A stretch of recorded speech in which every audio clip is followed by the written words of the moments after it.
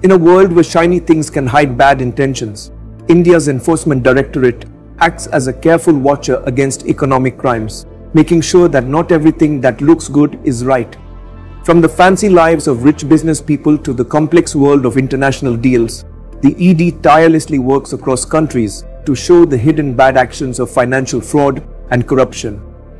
Imagine a chase that goes beyond cities and spreads across continents, where the Enforcement Directorate not only follows the money, but also races against time and lies to maintain justice. In the quiet parts of financial transactions, where billions of dollars are moved with a simple click, the ED shines a light, showing the truth behind the money movements. This is not just a story about chasing criminals, it's a big story about honesty fighting greed, where the Enforcement Directorate helps create a safe economic space for the dreams of billions of people. Join us as we dig deeper into these exciting stories of high-risk enforcement, showing the real effects of the ED on India's economy and society. Listen to our full podcast for a closer look at how protection becomes action.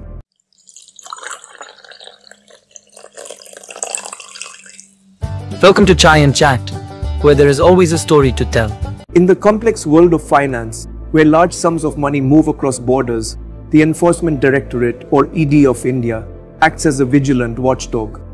When Nirav Modi, a famous jeweler, was involved in a huge bank fraud of $1.8 billion, it was the ED that stepped in to handle the situation.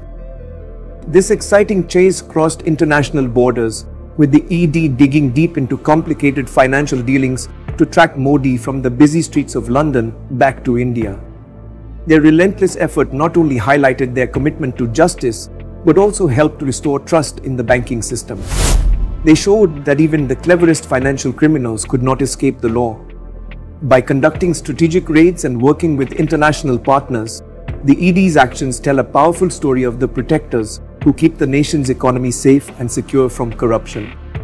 The Enforcement Directorate, or ED, is a key law enforcement and economic intelligence agency in India, tasked with enforcing economic laws and fighting economic crimes.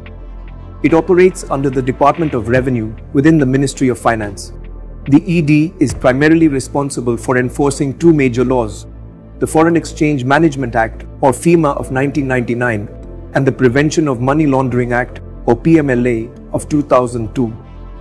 The agency's journey began on May 1, 1956, as an enforcement unit for handling violations of exchange control laws under the Foreign Exchange Regulation Act, or FERA, of 1947.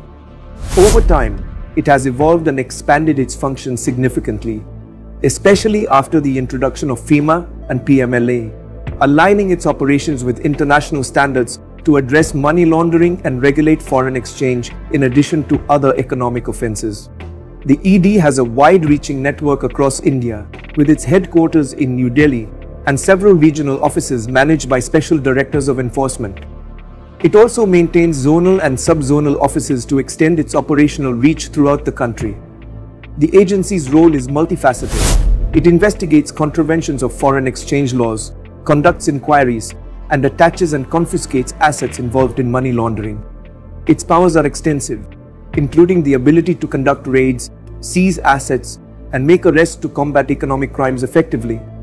These actions are crucial in curbing the circulation of black money and ensuring compliance with economic regulations, making the ED a pivotal player in maintaining the economic integrity of the nation. Over the years, the ED has evolved through various legislative changes and reforms, adapting to the growing needs of India's economic framework. In 1957, the unit was renamed as the Enforcement Directorate and now operates under the Department of Revenue, Ministry of Finance, Government of India. The primary role of the ED is to enforce economic laws and fight economic crimes in India. It is a multidisciplinary organization that works to combat money laundering and violations of foreign exchange laws. The agency has the authority to investigate financial transactions and enforce laws that prevent economic crimes, ensuring the economic stability of the country by deterring illegal financial activities. The Enforcement Directorate, or ED, is empowered by several key pieces of legislation, each tailored to address specific aspects of economic crime and regulation in India. The first one among them is the Foreign Exchange Management Act of 1999, or FEMA.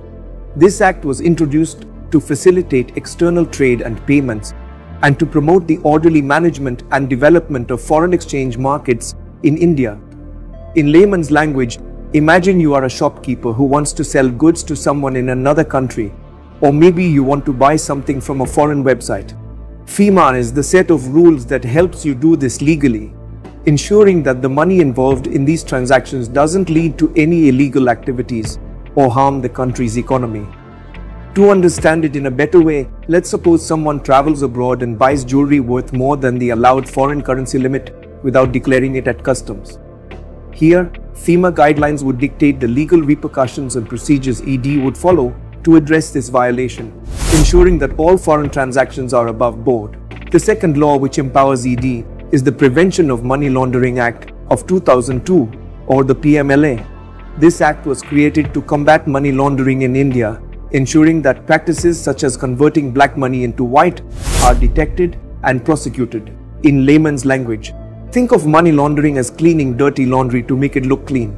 If someone earns money through illegal means, like smuggling or corruption, they try to hide its illegal origins by funneling it through legitimate businesses or investments. PMLA enables the ED to track, seize, and prosecute such dirty money. To understand it in a better way, let's suppose a businessman makes a significant amount of money from illegal mining. To launder this money, he starts a real estate company and invests the illegal earnings into building apartments. The ED, under PMLA, investigates the source of his investment, traces it back to the illegal mining, and takes action to confiscate his assets and prosecute him for money laundering. The third law that empowers ED is the Fugitive Economic Offenders Act of 2018, or FEOA. This act targets individuals who have committed economic offences amounting to more than 100 crores and evade prosecution by staying outside the jurisdiction of Indian courts. In layman's language, imagine a scenario where a person commits a large-scale financial fraud in India but flees the country to avoid punishment. The Fugitive Economic Offenders Act gives the ED the power to confiscate the properties and assets of such fugitives, pressuring them to return to India to face trial. To understand it in a better way, let's suppose a high-profile billionaire defrauds a bank of several hundred crores and flies to another country to escape the legal consequences. Under Fugitive Economic Offenders Act, the ED can declare him a fugitive economic offender, attach his properties, and initiate actions that could eventually lead to his extradition back to India to face charges. These laws empower the ED to act effectively against economic crimes that can severely impact the country's financial health and integrity. Through these legislations, the ED not only protects the economy but also maintains law and order when it comes to financial transactions and economic activities. Now let's try and see how does the ED conduct its investigations. The Enforcement Directorate (ED) employs a structured and meticulous approach in investigating cases of economic offences, particularly those related to money laundering and violations of foreign exchange laws. An investigation by the ED is typically triggered by the detection of irregularities during financial transactions, complaints received from other agencies, banks, or as a result of ongoing surveillance activities. Before formally launching an investigation, ED officers conduct a preliminary assessment to determine the validity and seriousness of the information or complaint. This may involve informal inquiries and data gathering. Then, similar to an FIR in police investigations, the ED registers an ECIR. This document outlines the known details about the case, the alleged offences, and the parties involved. After that, ED collects data from various sources such as banks, financial institutions, and other regulatory bodies. This includes transaction records, account statements, and related financial documents. To collect direct evidence, the ED can conduct raids on premises, search offices and homes, and seize documents and digital records. These operations are conducted under the legal provisions granted by the PMLA or FEMA. Individuals suspected of involvement or having knowledge about the offence may be summoned for questioning. The ED has the power to summon any person, inspect their records, and take statements that can be used as evidence. For complex cases, especially those involving sophisticated laundering schemes, the ED utilizes forensic accounting techniques and financial analytics to trace fund flows and unearth hidden assets. If during the investigation, the ED identifies assets that are believed to be the proceeds of crime, they can provisionally attach these assets. This prevents the suspect from transferring or disposing of the property until the case is adjudicated. The provisional attachment must be confirmed by an independent adjudicating authority under the PMLA. The concerned parties can present their case before the authority, which decides whether the attachment should continue. Once sufficient evidence is gathered, the ED files a charge sheet or a complaint against the accused in a special court designated under the PMLA or the respective laws. Then the trial proceeds in the special court, where the ED presents its case, including evidence and witness testimonies. The accused are given the opportunity to defend themselves. If the court finds the accused guilty, it can order the confiscation of attached assets to the government. Additionally, monetary penalties can be imposed under FEMA for forex violations. In cases involving stolen funds or assets stashed abroad, the ED coordinates with international agencies for recovery and repatriation of assets back to India. During an investigation, ED utilizes financial intelligence gathered from the Financial Intelligence Unit, FIU-IND, which analyzes suspicious financial activities. The Enforcement Directorate also collaborates with international law enforcement agencies through mutual legal assistance treaties, also called MLATs, to track cross-border financial transactions related to money laundering. In cases involving online transactions and digital money trails, cyber forensic techniques are crucial for tracing and establishing the flow of illegal funds. The Enforcement Directorate collaborates extensively with other law enforcement agencies, both within India and internationally, to effectively combat economic crimes, especially those that cross jurisdictional boundaries. This collaboration is crucial given the complex nature of financial crimes, which often involve multiple legal frameworks and require specialized knowledge and access across different regions. Domestically, ED works closely with national agencies like the Central Bureau of Investigation or CBI, National Investigation Agency or NIA, Income Tax Department, Customs and Excise Departments, and local police. These agencies share crucial information and intelligence that can aid in the investigation of money laundering and other financial crimes. For cases that involve interdepartmental concerns, such as drug trafficking, which may involve the Narcotics Control Bureau, or large-scale corruption involving the CBI, the ED participates in joint investigation teams. This helps in pooling resources and expertise, which is vital for the successful prosecution of complex cases. Internationally, the Enforcement Directorate utilizes mutual legal assistance treaties, or MLATs, to collaborate with international law enforcement bodies. These treaties facilitate the exchange of information, collection of evidence, and sometimes even extradition of suspects in cases involving cross-border economic offenses. The ED collaborates with international organizations such as the Financial Action Task Force, or FATF, and Interpol. This cooperation helps the ED stay updated on international best practices and obtain critical data related to international financial transactions linked to money laundering and other economic offenses. For cases involving international elements, the ED directly interacts with its counterparts in other countries. This can involve sharing case files, freezing of foreign assets, and coordinated actions against suspects who operate across borders, like in the infamous case of Nirav Modi and the Punjab National Bank scam. The ED collaborated with the CBI and international agencies, utilizing extradition treaties and Interpol notices to try and arrest and bring Nirav Modi back to India to face charges. Such actions require synchronized efforts across multiple agencies and jurisdictions to ensure that suspects are apprehended and prosecuted. These collaborative efforts amplify the effectiveness of the ED in fulfilling its mandate to enforce economic laws and combat economic crimes, safeguarding the financial stability and legal integrity of India. The Enforcement Directorate plays a pivotal role in India's economic and financial environment by enforcing laws that prevent money laundering and other economic crimes. However, like any regulatory body, it faces various criticisms, which often highlight areas where improvements could be made. Here's an exploration of both the criticisms it faces and the impact it has on India's economy. The ED is sometimes accused of being used as a tool for political vendetta. Critics claim that the agency selectively targets political opponents of the current government. which raises concerns about its impartiality and independence. There are concerns about the lack of transparency in the operations of the ED, particularly regarding how decisions are made to initiate investigations or attach properties.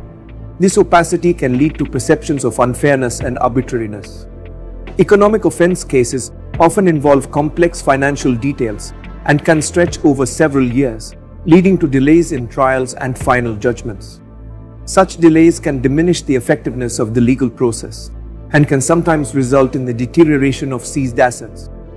The powers granted to the ED under acts like the PMLA are sometimes seen as too broad and invasive, which can lead to potential misuse. The power to attach and confiscate property without sufficient checks and balances is particularly contentious. There have been instances where the rights of the accused have been reported to be compromised, with critics pointing out that the process sometimes punishes the individual even before a conviction is secured.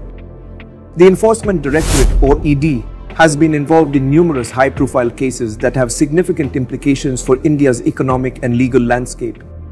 Like, for example, Nirav Modi, a luxury diamond jeweler, was implicated in a massive banking fraud where he, along with his uncle Mehul Choksi, allegedly siphoned off approximately $1.8 billion, over 11,000 crore Indian rupees, from Punjab National Bank through fraudulent transactions involving letters of undertaking or LOUs. The case came to light in 2018 and revealed deep systemic issues within Indian banking practices. The ED played a crucial role in investigating the money trail and attached assets worth hundreds of crores under the Prevention of Money Laundering Act, or PMLA. The agency also worked with international law enforcement to track down Nirav Modi, who had fled India. His extradition proceedings from the UK have been a focal point in demonstrating India's efforts to bring economic offenders to justice. Another notable case is of Vijay Mallya, once known as the King of Good Times, faced allegations of fraud and money laundering amounting to around 9,000 crore Indian rupees. The case was related to loans Kingfisher Airlines obtained from various Indian banks, which the airline failed to repay. Mallya left India for the UK in 2016 as creditors closed in on him. The ED charged Mallya with money laundering and successfully worked to freeze his assets in India and abroad. The agency also spearheaded extradition efforts to bring Mallya back to India from the UK, where he is fighting a prolonged legal battle against his extradition. In 2020, Yes Bank, one of India's prominent private sector banks, faced a severe liquidity crisis due to its inability to raise capital to cover its non-performing assets. The situation led to the RBI imposing a moratorium on the bank, restricting the amount of money that could be withdrawn by depositors. The ED launched an investigation into Rana Kapoor, the founder of Yes Bank, for charges of money laundering and receiving kickbacks in return for granting loans to big corporate entities that turned non-performing.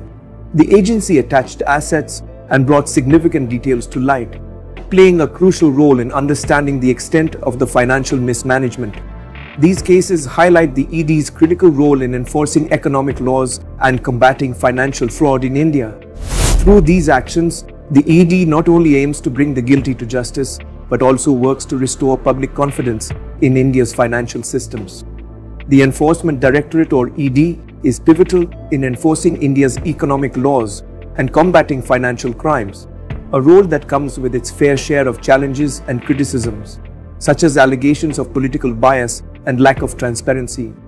Despite these criticisms, the positive impacts of the ED's actions are undeniable.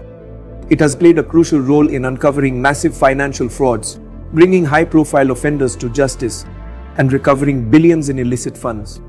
Without the rigorous investigations and relentless pursuit by the ED, many financial malpractices would go unchecked, potentially leading to greater instability in the financial market and loss of public and investor trust. The ED's efforts not only deter financial crimes, but also enhance regulatory compliance and uphold the integrity of India's economic framework, making it a key protector of the nation's financial health. Thank you for watching. Don't forget to subscribe.